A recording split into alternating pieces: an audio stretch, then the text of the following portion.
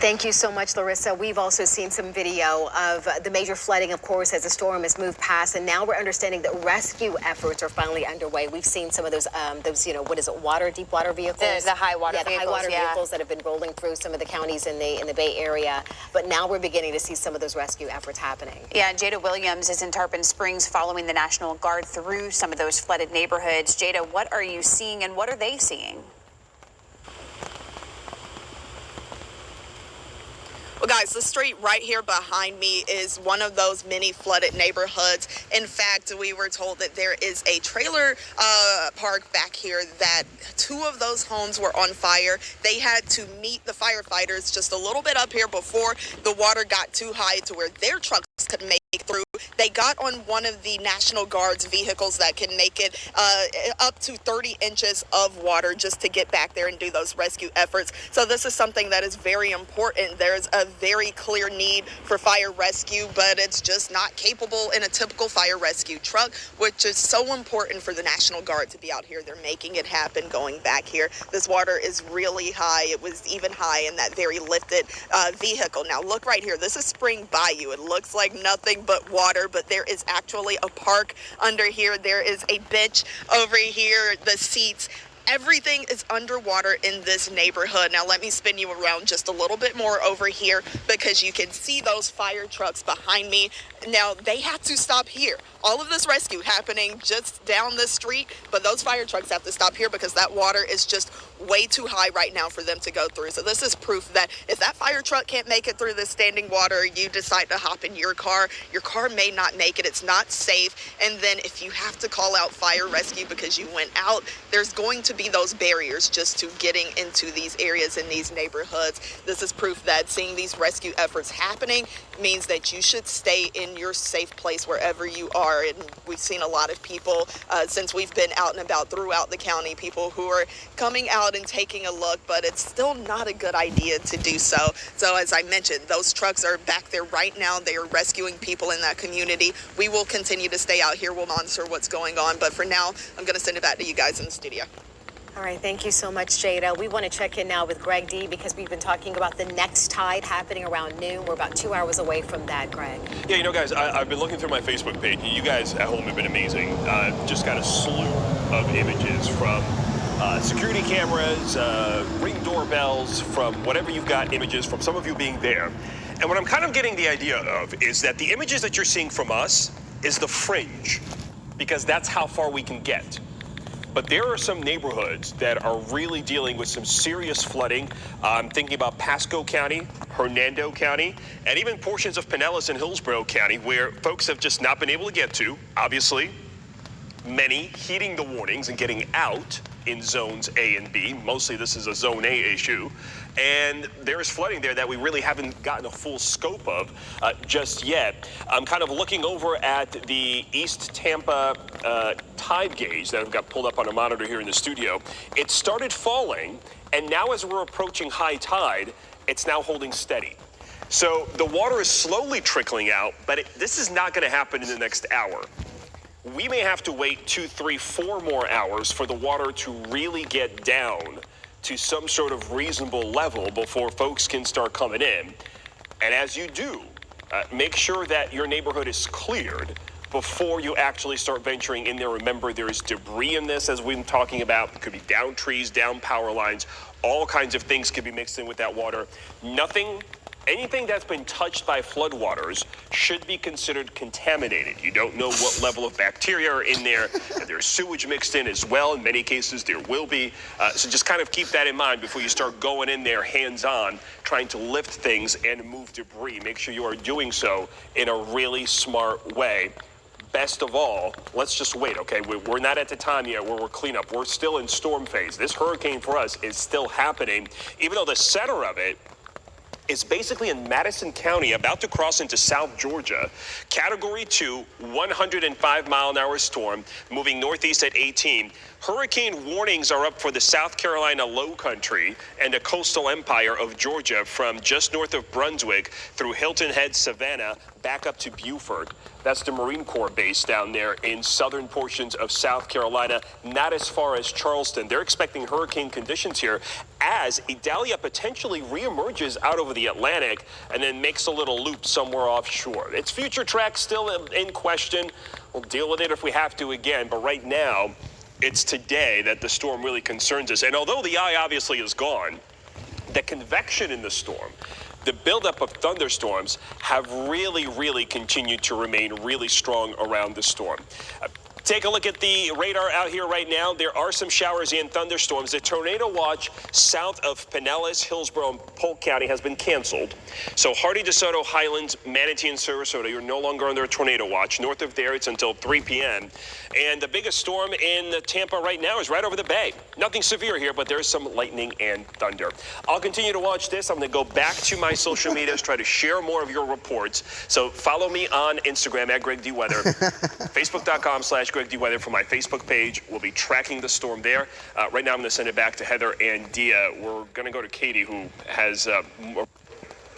We're going to check in with Katie in just a second. I want to pass this along to you right now. The airlines have canceled 898 flights as of 9:55 this morning. Southwest has canceled the most flights, 212. We're going to continue to follow these, and we'll keep you up to date on that. Yeah, so we're going to get out to Katie Lagrone. She is live in Hernando Beach. And Katie, you're with the National Guard right now as they are actually making rescues.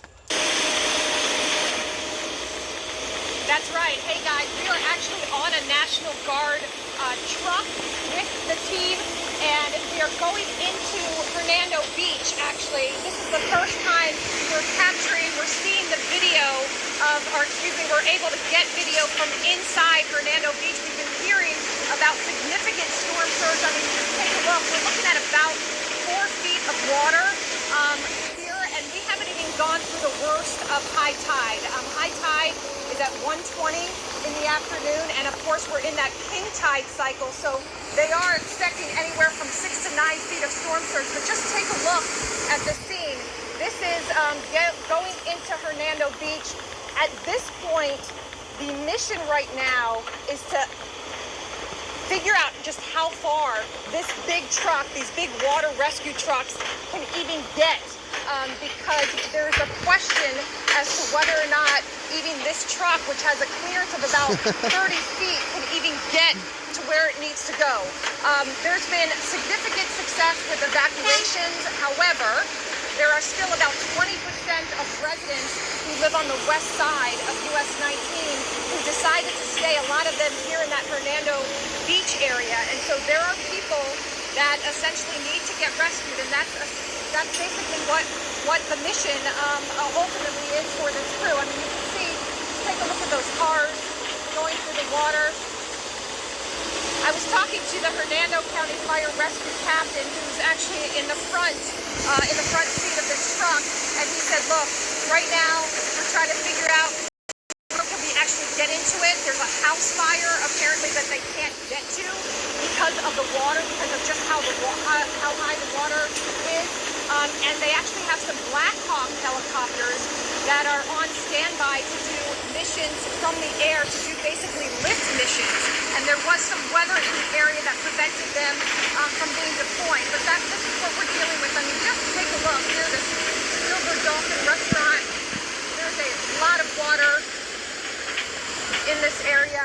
They expected it. I mean, this is potentially historic for this area. They expected it to be catastrophic, and we're getting the first images live on the air with you right now. Yeah, just take a look at that. Do you see that stop sign? This is the marina here, housing a bunch of boats. Oh, here we go. It looks like we've got to some higher ground here. And again, this is our first trip inside this area this morning. So we are seeing images for the first time along with you guys. Matt, if you want to show, here's sort of the inlet.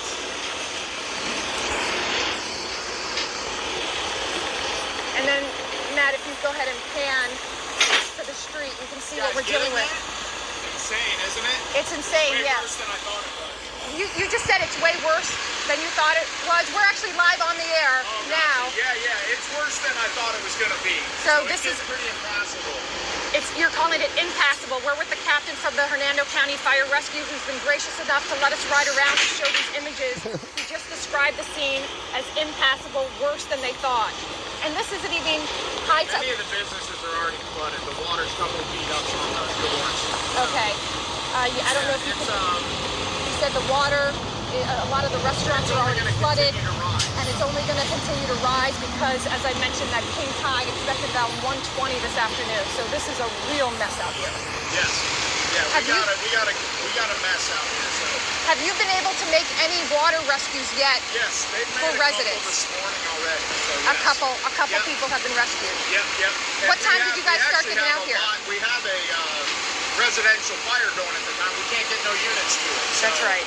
We're just having to let it burn, and we're trying to figure out a way to get in there and get some pumps there and some lines to get the fire out. Yeah, he talked about a house fire that they have not been able to get to, so they're trying to get some pumps and some lines just to get this fire out, but it's a pretty catastrophic situation out here.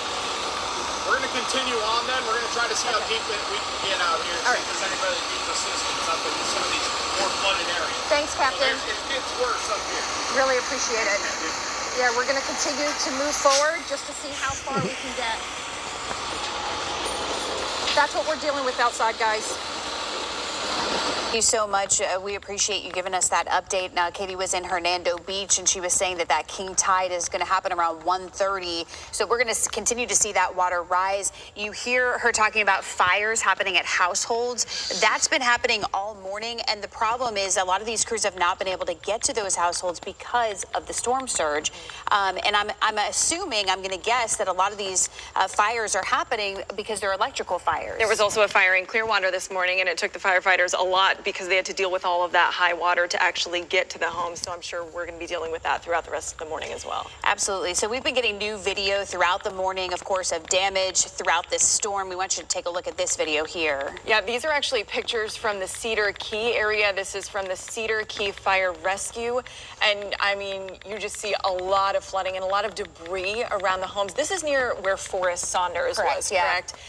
So when you're hearing Forrest talk, this is a similar area, and you just see the water just taking over those homes right there. Yeah, the storm surge was really bad, and you know, Forrest was saying that he had been out there for quite some time, but it was getting so unbearable that they had to leave the area because of the storm surge, as well as, you know, again, the conditions. You can see, the stop sign. Look how far the water is up on the stop sign in the porches. Yeah, several feet, I think, inside some of these homes and businesses as well.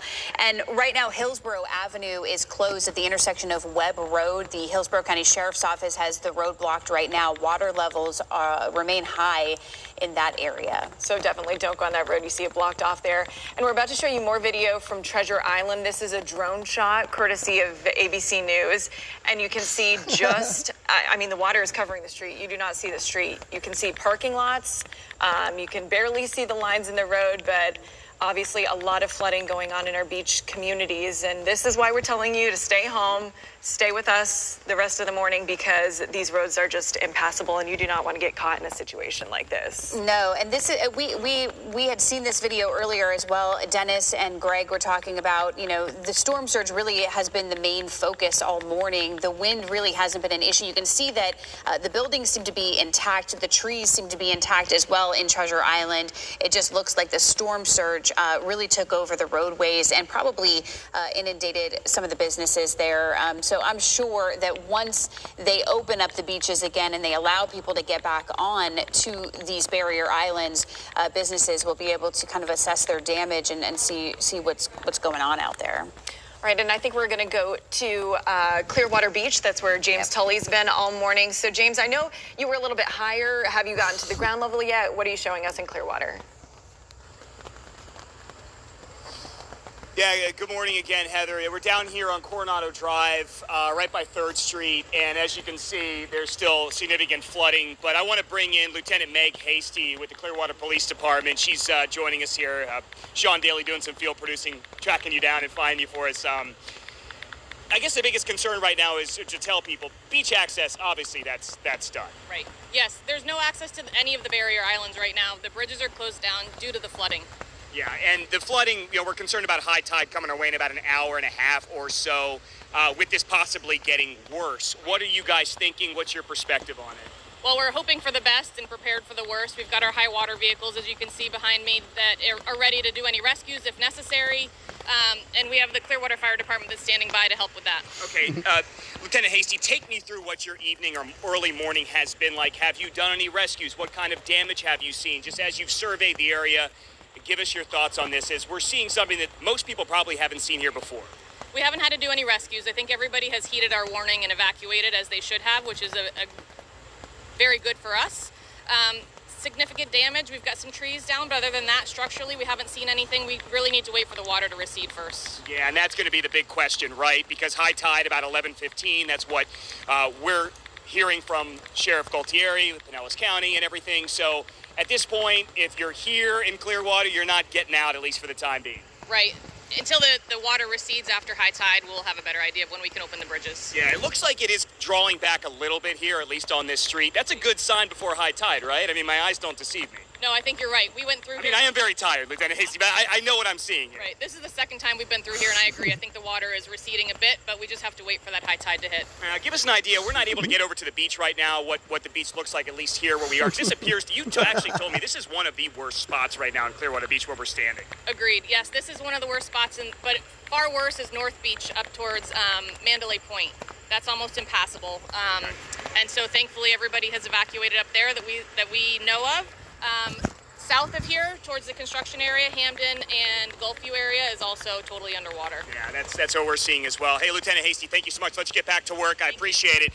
As she talked about, Mike, let's just show what's behind me, Coronado Drive, and the situation that we have. Now we finally have daylight. This is where we were all night, and it's still bad. I would call this impassable.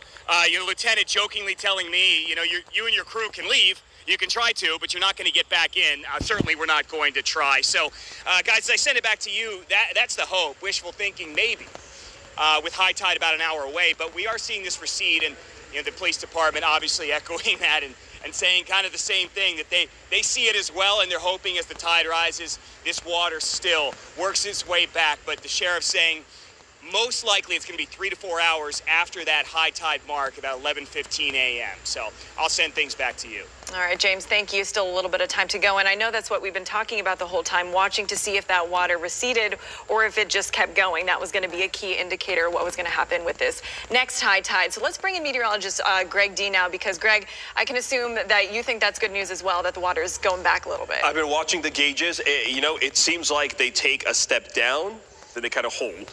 And then it takes another step down, and then they hold. So it's a very slow progress, but Clearwater is dropping.